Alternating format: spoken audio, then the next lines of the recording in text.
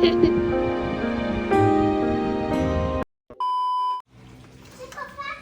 mayong hapon guys. Mayong hapon everyone.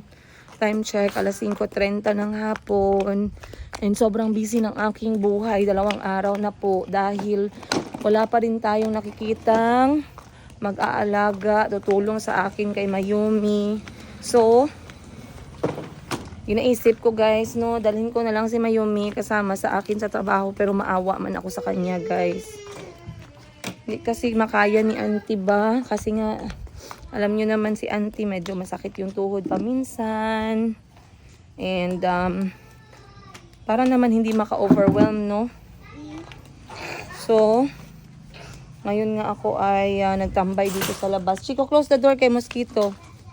Tumambay kami dito sa labas kasi nga, para naman makakita ng, ng, tawag nito, ng labas yung mga bata. And so far so good. Lahat ng kailangan kong i-prepare para sa paglipad ni Kuya Kahil ay okay na. So kwentuhan ko kayo guys. Kapag ka umuwi si Kuya Kahil ng Thailand, wala naman siyang dinadalang madami galing dito. Basically, yung kung ano yung dala niya, yun lang yun talagang binibitbit niya. Kasi wala naman silang kailangan ng tatay niya doon na kukunin dito, na bibilin dito. Kasi lahat naman halos nasa Thailand na. So, wala akong iniimpake sa kanya. Basta ang kailangan ko lang i-make sure yung mga documents na lilipad siya alone. And hindi ko nga pala na-chika sa inyo, no? Kasi nga, nung pagkatapos namin mag-Mount Apo, at excited na excited yung tatay ni Kuya Kahil kung ano yung magiging resulta ng pag-trek niya sa highest mountain in the Philippines. And, ayun nga guys, nung hindi namin naakyat yung summit at nag-message ako sa tatay na hindi namin naakyat, ganito, nagkwento ako sa kanya. Alam niyo ba yung sagot ng tatay? Kasi akala ko yung una niyang isasagot is, bakit? Ano nangyari? Ganun. Sayang naman. Akala ko ganun yung isasagot niya. Pero yung sinagot ng tatay sa akin sa message is, ang importante, nag-enjoy kayo sa process. Diba? Sana all. So, sana all ganun ka mature, no? Kung lahat ng tao, most of the time, mature mag-react, mature mag-isip, ay hindi natin kailangang mag-react sa mga, alam niyo yun, minsan kasi, things we cannot control eh. Our reaction we can control. Ashley had to leave.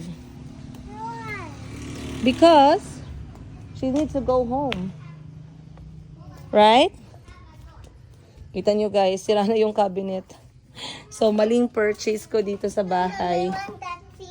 Which one? This one? Marumi man yan. Marumi, oh. It's gonna stick in your hand. Okay. Sige na, pasok ka na sa loob kay maraming lamok. So, sabi ng tatay, ang importante ay na-enjoy niya yung process. So, pagdating namin dito sa bahay, nag-usap sila, nagkwento siya kung anong nangyari. Then, lahat ng pictures na kinuha namin dun sa may campsite at saka dun sa may boulder face, shinare ko sa tatay para naman ma-imagine niya kung ano ang nangyari dun. And, pinakita ko sa kanya talaga kasi ito yung mga bagay guys na hindi naman talaga na-experience normally ni Kahil, no? So, it's amazing na makita siya ng tatay niya on a different setting. Hindi lamang soccer. Ayan. So, si Chico, guys, kung nasaan po ako, nandyan po yan siya palagi. There's pancake inside. You go inside na. I'll cook it. Opo. You cook it?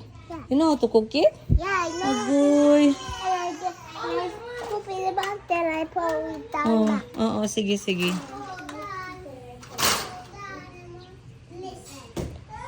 Alam nyo ba, ang cute ni Chico kasi pinasukat ko sa kanila yung mga damit na susuotin nila para sa pictorial nila bukas sa family portrait. And then, nung sabi ko, hubarin niya na kasi kailangan ko ng labhan, nalungkot siya guys. Ang taas ng sermon niya sa akin. Sabi niya, bakit ko daw tatanggalin? Eh, yun lang daw yung reason para mapawaw yung tao. Sabi niya ngayon, na wala na akong suot na bagong damit tsaka bagong sapatos, hindi na sila magwawaw sa akin. Sabi niya gano'n. Ay, nako. Ang cute talaga ng bata. Kitang-kita talaga sa mukha yung expression ba. Wait lang guys, ha. Ako muna yung mag-open ng tubig para makapagdilig tayo dito. Kaunta guys. Kaunta ninyo. So, mauna na akong sudan ang pink na bulad na may suka. Shh, guys, quiet. Parat. Yan ma. Ha?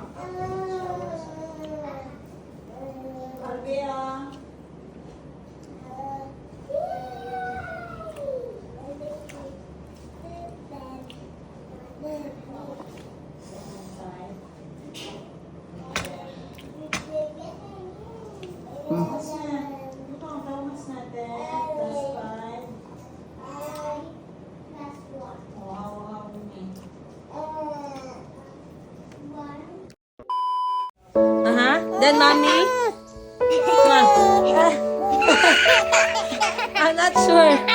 Did it go? You be first? Okay, Calby. Put your head. Calby, you be here.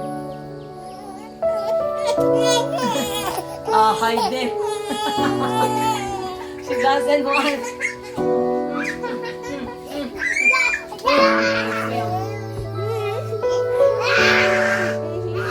Put your head. And then, Calby. Calby, please. Wait lang. Then, Kahil. Your turn. Do be that side. Yes, wait, then mommy, wait. Smile. Good morning, guys. Ayong buntag sa inyong tanan. Lunes na naman, guys. And of course, simula na ang ating buwan ng Enero. Tagalog. At ngayon kami ay, time check, 7:40 a.m. Papunta kami ng eskwelahan kasi today is the first day na babalik sa school yung mga bata. So tatahimik na naman yung bahay ng 2 oras lang. 2 oras lang, guys. Pero mamaya ako ay dadaan sa kindergarten, daycare center malapit sa bahay. Kasi sinisikreto ko lang to kay Calby, wag niyong sabihin, guys. Kasi ayaw niya. Yes? So I'm going to kindergarten. Soon, because you are going to buy the big boys bag, remember? Oh, The one with wheels? yeah. Yeah, so you have to go to the bigger school. So kailangan natin kailangan ako silang ilipat, guys. Pero i-check ko muna yung eskwelahan, malapit sa bahay namin. Oh, that's At yeah. So bukas nang uwi ni Kuya Kahil, kaya medyo busy ako ngayong araw. Ang dami kong gagawin. Kailangan kong pagupitan yung 2 anak ko for the family portrait mamayang hapon. And then ano pa ba? I have to buy some few stuff we need. And I think magbabayad ng kuryente pa pala, guys. Nako.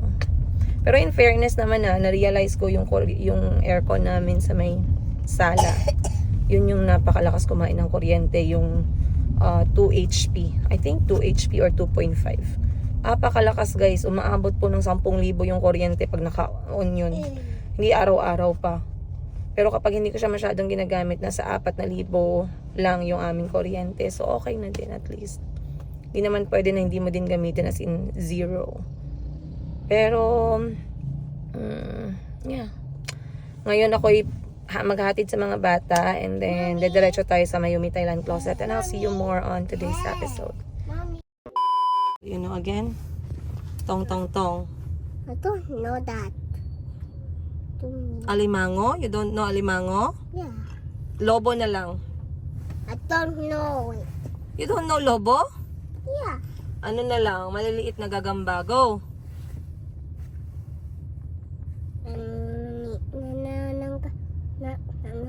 You see, I don't know. Maliliit naman na nanggal man yung... I told you I don't know. Okay, sabayan ka ni Mama. Ready? Go! Maliliit na gagamba umakyat sa sanga. Pagdating ng ulan. Say, pagdating ng ulan. What happened? Nabasa sila. Nanatak sila. Pagsikat ng araw, natuyo ang sanga, maliliit na gagamba, umakyat sa... Kanga. Very good. And, tong tong tong, ready, go! Tungtong mayroong itong alimasong talaga sa aming alawata bago matuwa sa pagkat nananagat. Tungtong mayroong kitong-kitong-ki. Tungtong-kitong-ki. Kitong-kitong, 3 years old na si Chico. How old are you? Tatlo, 3 years old. 3 years old. And Chico is asking for a big boy's bag with wheels. Are you a big boy? Yeah. Show me how big you are. Look. Look. Which one? Look. The feet is big. Yeah. What else? My feet is big with How about socks. with socks? Yeah. How about the nose? Big nose. Big nose? Big nose. How about the eyes? Big eye. Or you want to be in go to kindergarten too? That's not my school. What's your school? Play school. Play school. Are you excited? We're going to the airplane. Yeah, yeah. Hey, look at the plane. I'll play. Chica's going to the airplane. Yeah, we go. Where are we going? To Baguio. No, we're going to the airplane. Yes, the airplane is going to Baguio. What? Say hi, guys. Hi guys, we're going to Baguio. Wow. And then And the you tell them, see you guys. See you guys. Are you in Baguio? No. You ask them, are you in Baguio? Are you in Baguio? See you. See you. Chico is going to Baguio. Baguio. Sama ko muna si Chico, guys, sa tindahan. Ah, Mom, Mm. I thought we are going to Baguio. Today? Not today. Hello. But you said that we are going. We're not going to Baguio today. But this is the way to the office, no? Yes. Going to say, going to the office. Because this is the way to the office. That's what I'm talking about. What? So, andito na tayo at medyo naiwasan natin ang traffic ngayon, guys. Traffic talaga today kasi nga ngayon ay first day of school. Balikan talaga ng mga estudyante sa paaralan. At meron namang iba na hindi pa nasa-start. Dito sa amin banda sa may highway, ay sa may Pioneer, hindi naman ganun ka-busy. Pero in fairness guys maswerte ako dito sa tindahan ko na nakita itong pwesto ng Mayumi Thailand Closet. Kasi maganda yung location niya talaga, in the heart of Jensan. Pero yung aking renta ay pasok na pasok sa budget. Kasi sabi ko nga, yung unang magiging tindahan ko, talagang yung budget ko lang is nasa less than 10,000 pesos. At talaga namang tumpak na tumpak yung aking binabayaran dito kada buwan. Kaya mahirap siyang pakawalan. Kasi regardless kung hindi naman ganun ka ganda yung kanyang parking area at nasa loob siya ng eskinita, yung Mayumi Thailand Closet, okay lang. Kasi more ng mga much of my customers are coming from the online world. Though meron ako mga walk-in, shout out sa lahat na nag-walk-in sa tindahan ko na Mayumi Thailand Closet dito sa Jensan. Maraming salamat po sa inyo at talagang nag-take time kayo to visit our shop.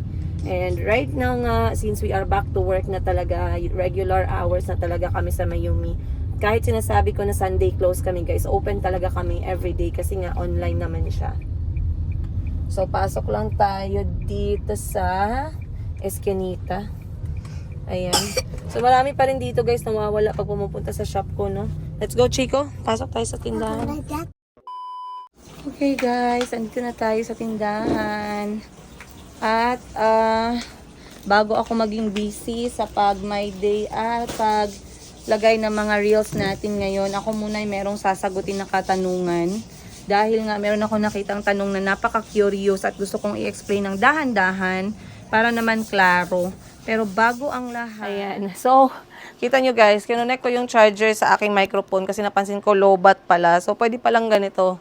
Importante, nakaupo lang ako. Pero anyway, meron nga palang nagtanong. Okay. So, merong nagtanong. Shoutout natin si Ma'am Girly Jeslani. Nag-comment siya, guys, ng mahaba and na curious ako kung ano yung kanyang message. Normally naman talaga, binabasa ko lahat ng mga comments. Lalong-lalo na kapag may oras ako. Kaya nakikita ninyo na merong thumbs up at saka heart yung mga comments ninyo. Kasi ibig sabihin po, nababasa ko talaga sila. Minsan, sinasagot ko yung ibang comments. Minsan naman, sinasagot ko through videos katulad nito.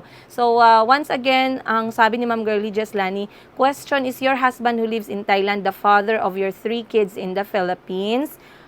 Because I've never seen an episode of your channel that he visited the kids, especially your beautiful daughter, kahit nasa Thailand lang siya. Kahit lagi ko daw sinasabi na he is a good father, pero hindi daw nakikita na bumibisita sa mga anak ko dito sa Pilipinas.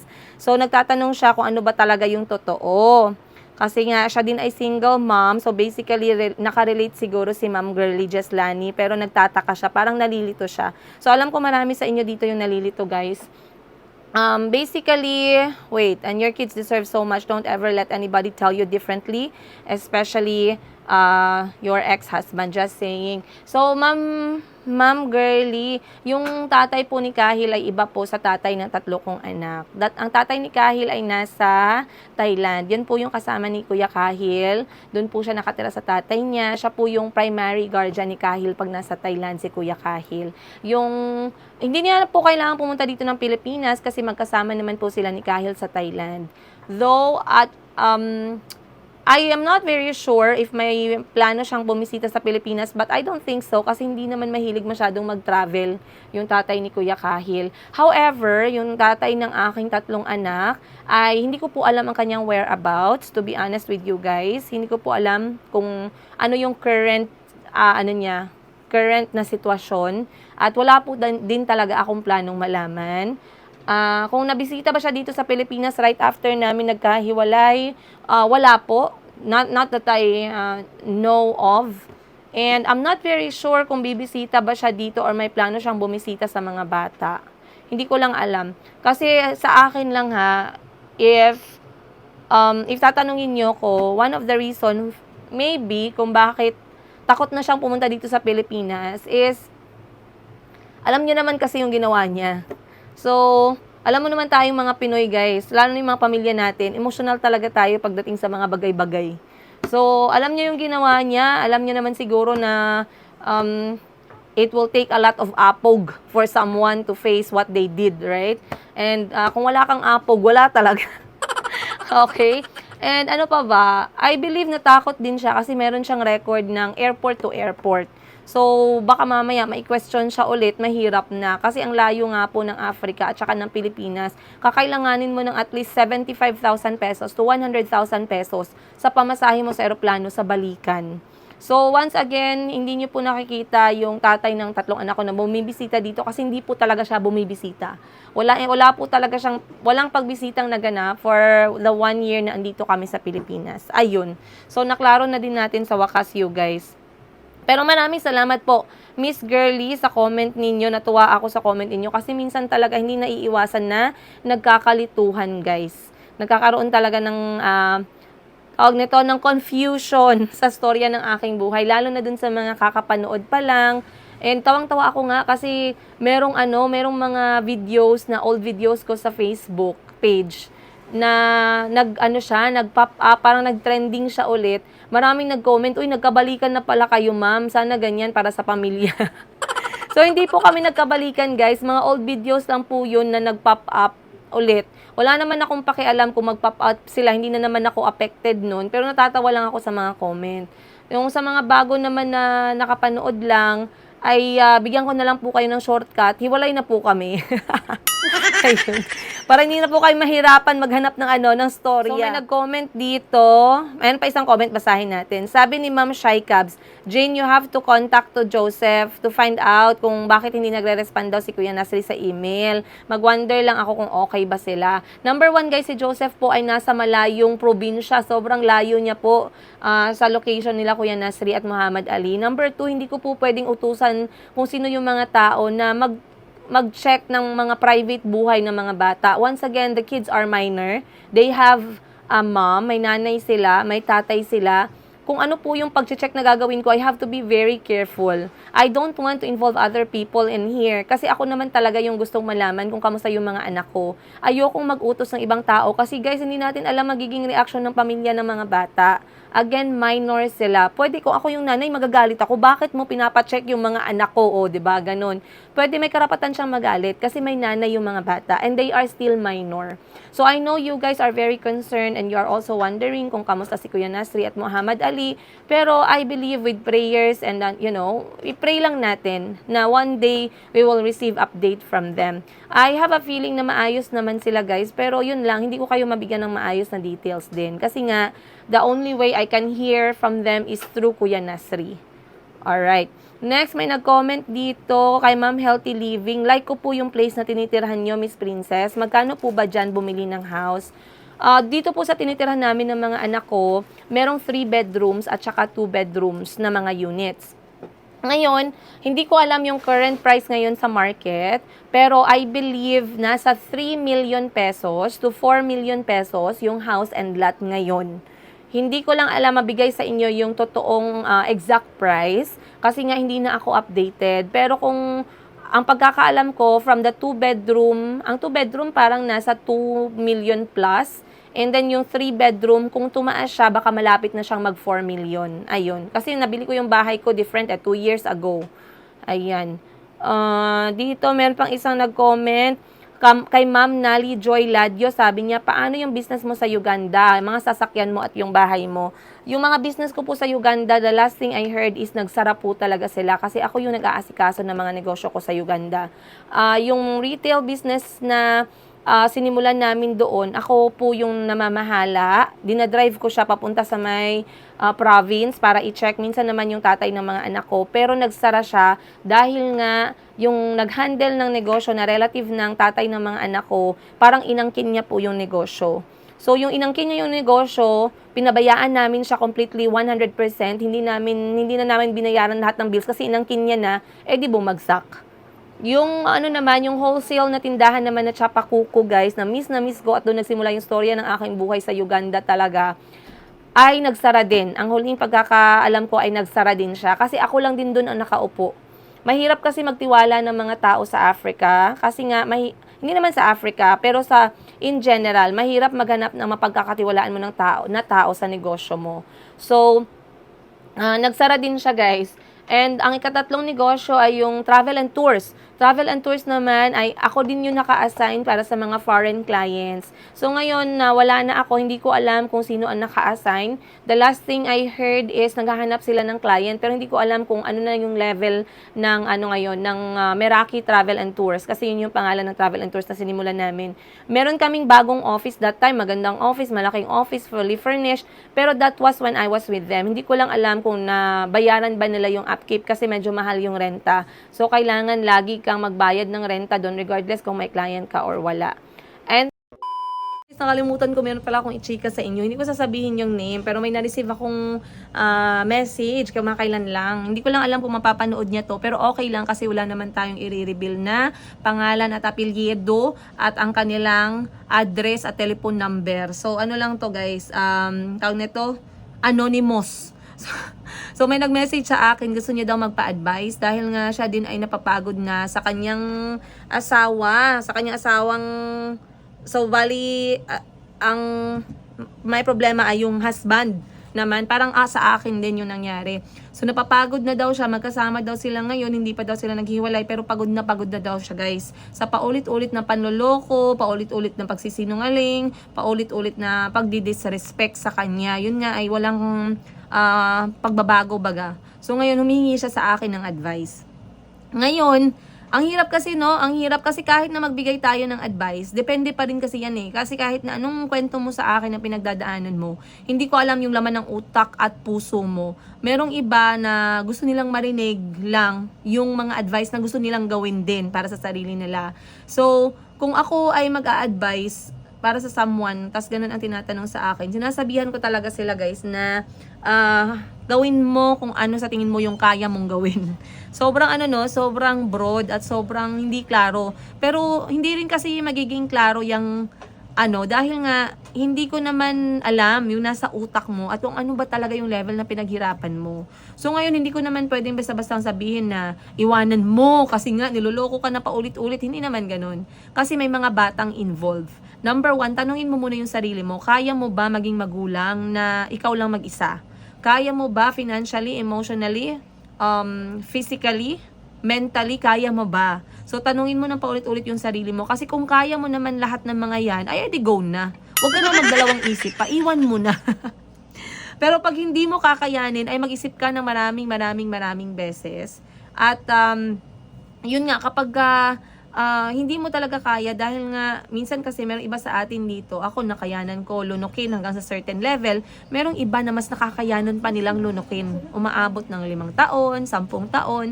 Good morning! Welcome po. So, depende yan.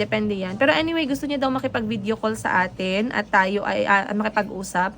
So, hindi pa kami nakakapag-video call so far, guys. Pero, i-update ko kayo, if ever, kung ano yung magaganap na usapan. Anyway, guys, busy na tayo ngayong araw. Matatapusin ko muna itong episode na to. Once again, maraming salamat for being with us.